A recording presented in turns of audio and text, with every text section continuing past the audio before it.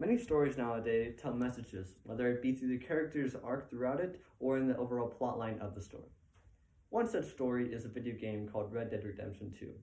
It follows the story of Arthur Morgan, an outlaw in the Wild West before law came, who tries to redeem himself of his past actions.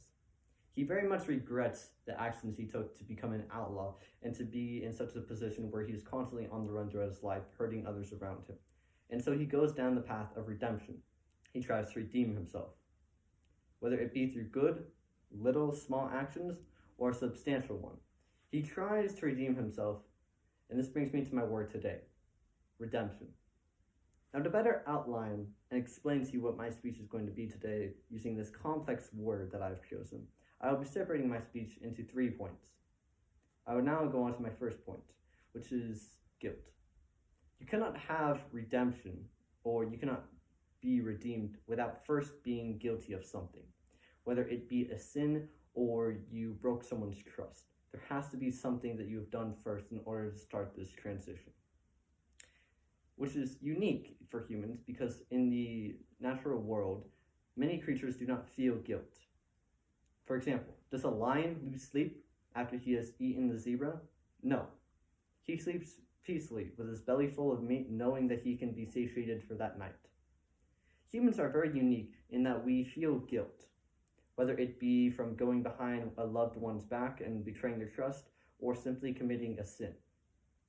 We feel guilt whenever we do something wrong or we go against our moral code.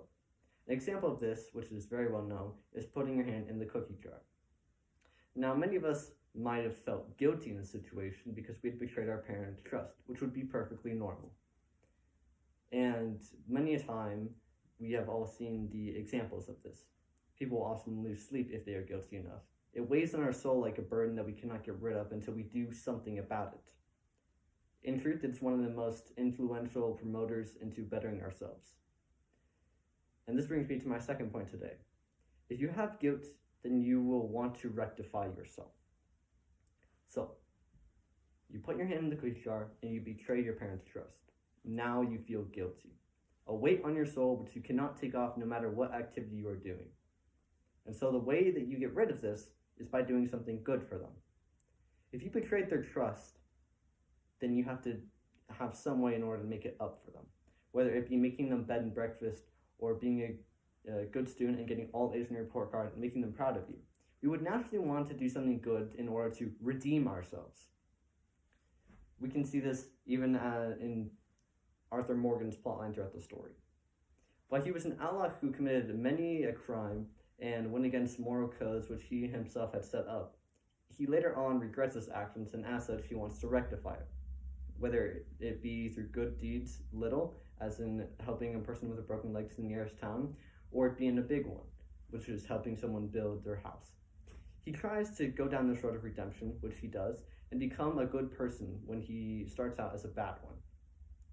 Going down this transition is one of the most important and beneficial things you will ever do in your life if you have the willpower to do it. This brings me on to my third point. Why we should have redemption, or we should all feel redemption throughout our lives. Now, humans have a very long lifespan compared to many of a natural creature, and as such, it is statistically more likely that you will be guilty or commit sins and likewise things throughout your life. And as such, you should become accustomed to the road of redemption because it's one of the most beneficial things you can ever do for yourself and those around you. When you go down this road of redemption, it is a path many times marked with strife and hardship. However, when you get to the end, you will see yourself a better person. Along this road, you will see that you have a moral code which that you should always attain and follow. When you break this moral code, you will feel guilty and have to start over your progress again, which is just wasting valuable time which you don't have enough of. And going down this road, you can also see what you're made of. It can teach you more about yourself than many classes you can take, which is why redemption should be a virtuous trait and sought after by everyone within their lives in order to better themselves and to teach those around them what it is to live without guilt, which I think would better everyone. Thank you.